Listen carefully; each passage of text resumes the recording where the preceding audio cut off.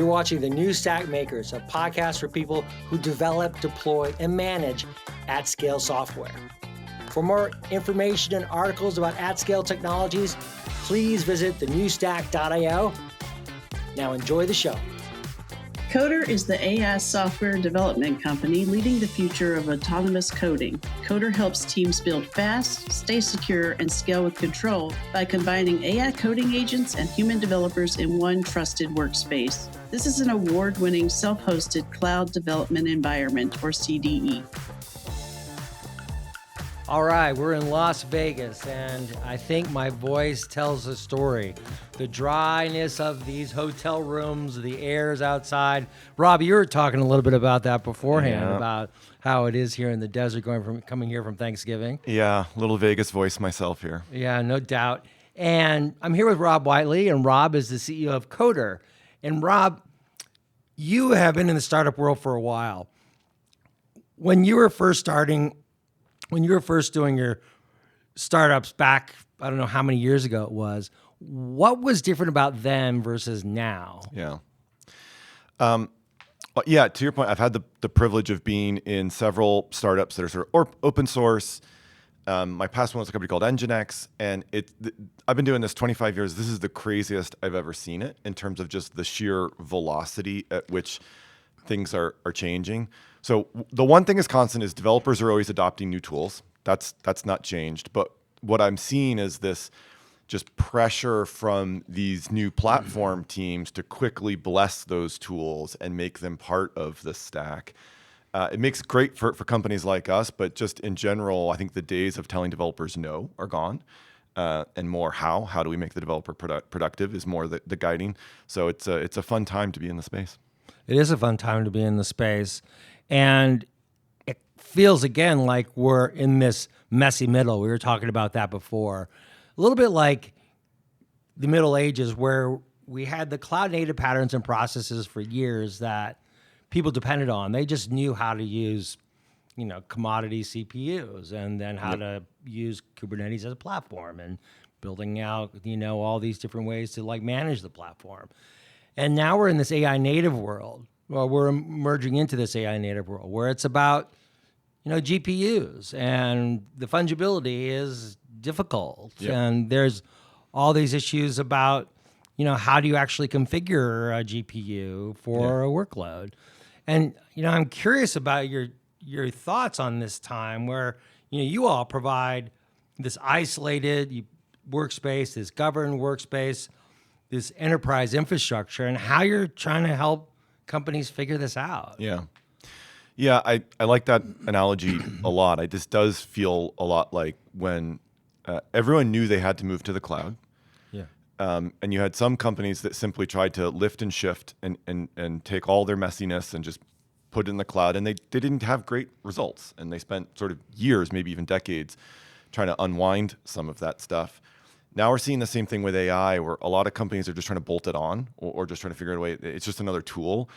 And to your point, they're not thinking about it in terms of how do I rethink in our world, say software development from an AI native perspective. And so just like in the cloud world, there were these cloud native companies. They were born in the cloud. They operated at a different level of efficiency. It gave them huge competitive advantage. We're seeing that all over with AI, where the companies just take the courage to kind of clean slate and say, let's just think differently about how we're going to operate in this AI world, tend to get a lot more value a lot faster than trying to just bolt on a set of tools. So that's absolutely, I think, the messy middle we're in. I think what I fear is that gap between those that are getting value and those that aren't is widening at an alarming rate. And so we're going to end up with the haves and have-nots, right? Where so many companies are going to throw up their hands and say, I don't know how to get value from AI. And that scares me a little bit, because then you're going to get these companies that just leap forward in capability. And whenever you have a disruptive technology, there's always this skills gap. And so anyway, that's something as a student of kind of tech history, I worry a little bit about, is skills gaps tend to take a long time to overcome. And so I worry companies are not investing heavily enough in the skills side of this equation. Yeah, that skills gap is something that I've been looking at a little bit more. I've been thinking of it as like a capabilities gap, which I think is similar, a synonym of skills. And I see it a lot. I looked at your AI report that you guys did, and you talked about who actually is responsible for AI workloads inside enterprises, and it kind of talked about the level of understanding. Maybe you could talk a little bit about that and what you found. Yeah, I think, and I'll caveat by, we're a little bit more focused on larger enterprises. So this will be companies that have hundreds or thousands of developers. And so one of the patterns that we saw emerging some years back was the creation of a platform team or a platform engineering team, where their job was to think of developers as customers. And I'm going to create a stack or a set of tools that allow those developers to be as productive as possible. And I think those companies started investing in some of these capabilities. And so when AI came along, it was at least, okay, we think about how to adopt new tools and make developers productive. AI is another tool. Let's figure out how to incorporate it. But again, I still think they're not going far enough. But to me, that kind of platform engineering practice is probably one of the biggest leading indicators that a company will get value out of AI, because there's two things you have to think about. There's the developer is naturally, organically going to put it in their workflow. And then there's going to be the back-end company that can allow it or not. And so in a lot of cases, they're just going to start blocking tools. Like one of the most popular tools in the industry right now is Cursor. I've seen so many companies just block Cursor outright. And so here is this potential to transform the way you develop software. And we're not going to let you use it because it's not secure or it can't be governed. And so I think platform teams at least have the best chance of thinking about it systemically and saying, okay, here's how we can incorporate that into the workflow and do it in a way that's safe. So to me, that's going to be one of the things that hopefully reduces that capabilities gap. So what is Coder offering engineering teams? Yeah. Well, so Coder started life with a very simple concept, which is developers ship code to the cloud. They build it, run it, test it in the cloud. But for some reason, they're still writing it on laptops. And so the founders just really were passionate that we need to get developers off of laptops. It's not a scalable, repeatable way to create software. Like so many developers end up battling their laptops for days. So we started with just how do we get people to develop natively in a cloud environment instead of a laptop environment. What we've realized is with AI, the definition of a developer has changed. It could be a human, it could be a coding agent, it could be some combination of the two. But more importantly, that kind of secure cloud isolated environment is critical for AI. It's kind of nice to have for humans.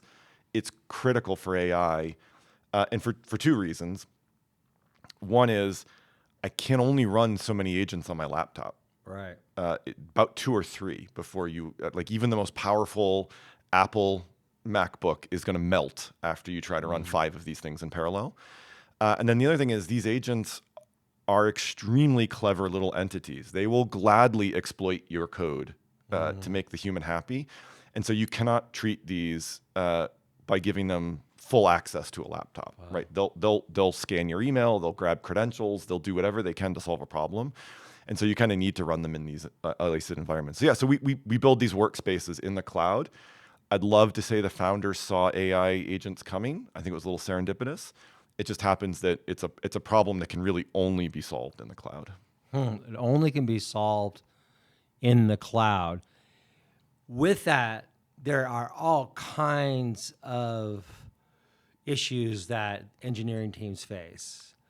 Logs are exponential in size. There's memory issues. Our senior AI editor, Frederick Lardenois, did an interview with the CEO of GitHub about them moving over to Azure and how they are facing state at a scale that they've never, they've never seen before. Yep. Right. So this issue about parallelization becomes really important. Yes. It's my theory, at least that's why GitHub is moving to Azure. Yeah. Right. And so how are you seeing engineering teams manage this parallelization, and how does isolation, for instance, help do that? And you also are based on Terraform, and I'm curious about that. Yeah, I kind of skipped over that real quick. I mean, if you think about Coder in its most simplistic, we have sort of 2 capabilities. Southbound into the cloud, we speak Terraform, so that's how we set up the environment. And then northbound, we have an abstraction we call a workspace. You can almost think of it as like a virtual desktop, but it's sort of this environment where it's pre-plumbed with all the developer tools and all of the repos, libraries, everything you would need to get something productive from a software development perspective. So that's just in its basics. Where it ties into what you're talking about is there's an emerging trend that I'm seeing my most progressive customers doing, where they will spin up 10 instances of an agent, Claude Code, Cursor background agents, and all of them are in their own isolated environments, but they're identical to each other. So we'll just spin up 10 of the same thing, and then we're going to feed them the same prompt, because AI is not deterministic. I have no idea which each agent is going to create. And so they'll create 10 unique solutions to the prompt I gave them, and then they'll simply pick the one they like the most and throw the other 9 away. And for some in the audience, that may be like, well, that sounds really expensive, and it is. The labor is worth it, so I think there's still ROI. But it becomes a massive parallelization problem to solve.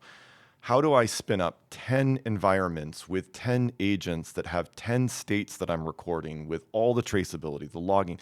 It's really only something that can be solved in an elastic environment, a cloud. Yeah. Right. So that's why I think we're seeing this pull.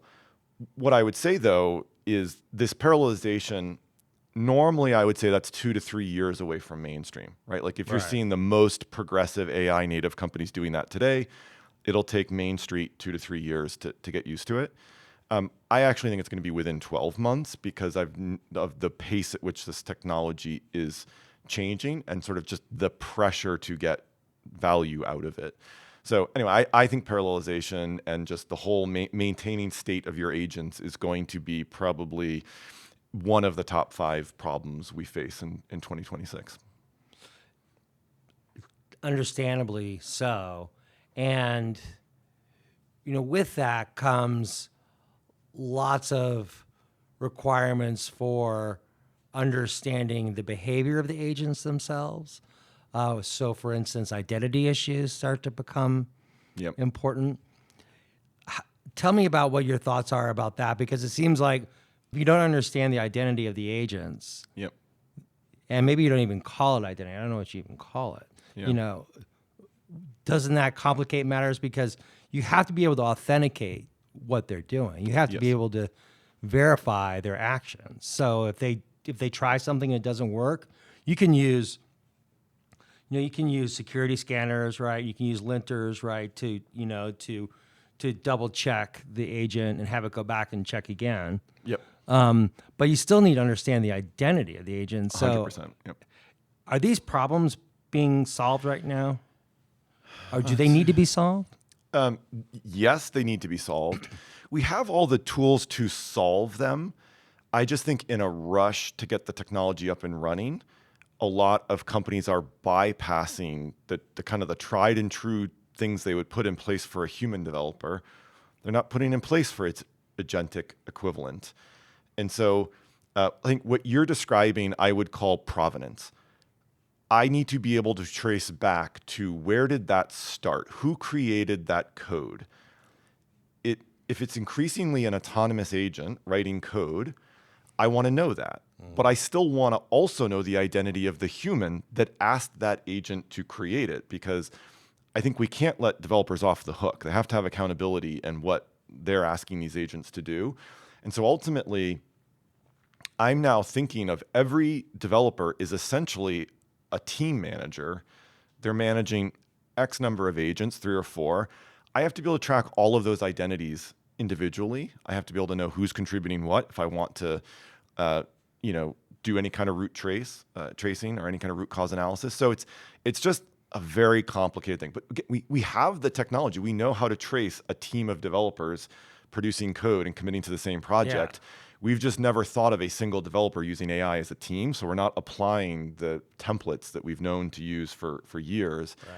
And so our thesis is you don't need to recreate the wheel. You just need to have the ability to automate this stuff, because that's the only thing that's different. Is when I spin up a human development team, they may be productive for weeks or months. An agentic team may be productive for minutes or hours. Right. And so I'm just going to blow it away and start over again. And so again, we have the tools. It's just we haven't thought about how to apply them systematically.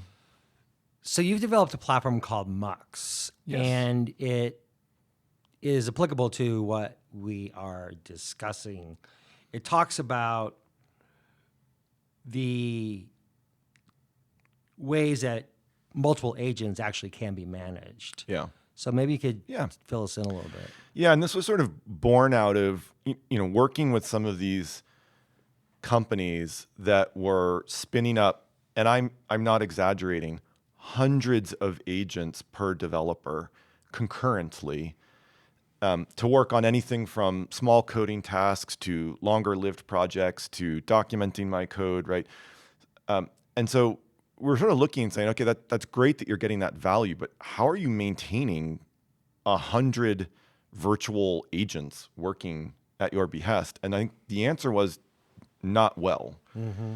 And so Mux, which is short for multiplexer, is really just born out of the idea that for a lot of developers, the center of gravity is moving away from a traditional code editor, an IDE, to more of a chat interface where I'm just going to be keeping my virtual team on boil. I just want them constantly producing. Now, the second it produces code, I'm going to open it up in an editor and check the work.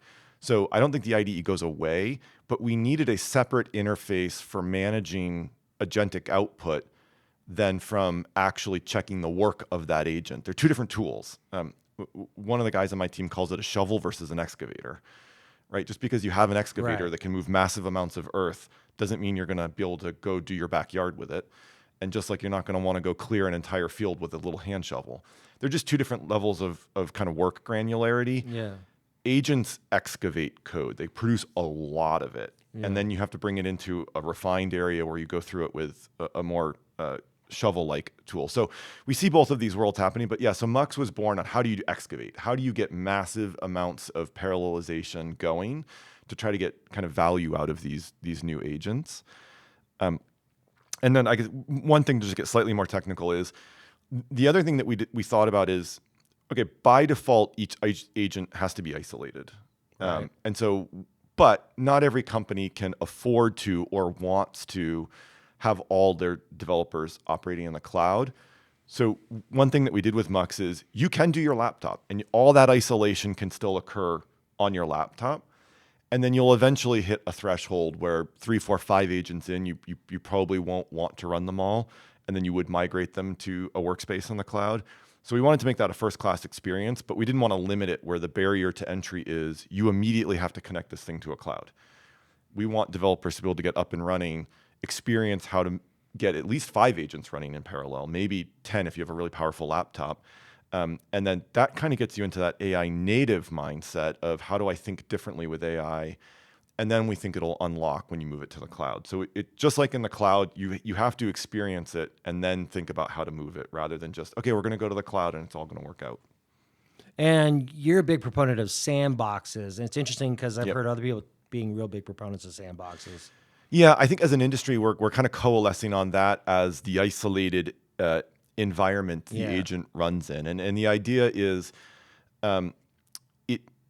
you basically spin up this environment, give it just the tools it needs to complete its job, and it's a default closed security environment instead of default open.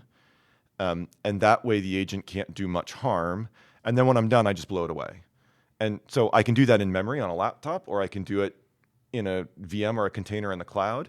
And so to me, the mechanism of the sandbox doesn't matter so much. It's just a logical thing of, okay, I'm going to give my agent its own little area to do its work, where I can then jump in and look at its output with it.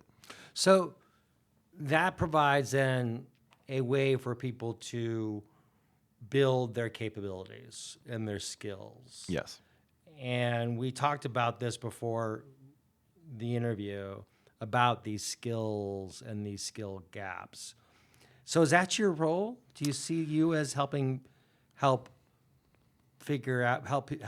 figure out those skills gaps by providing sandboxes that they can try things? Yeah, it's a great question. I think if you if you'd asked me a year ago, I would have said no. Like, we're plumbers. We create the sandbox in and of itself, not the thing you put in the sandbox, right? And so, but what we quickly realized with a lot of customers is if you give them a sandbox and you don't show them how to run the agent in that sandbox, they never get to the aha moment. They never get to the, oh, this is going to transform the way I write software. And so we've sort of been forced to go up the stack and provide the full solution of, here is the agent in its sandbox, and you can swap it out for anyone else's agent if you want.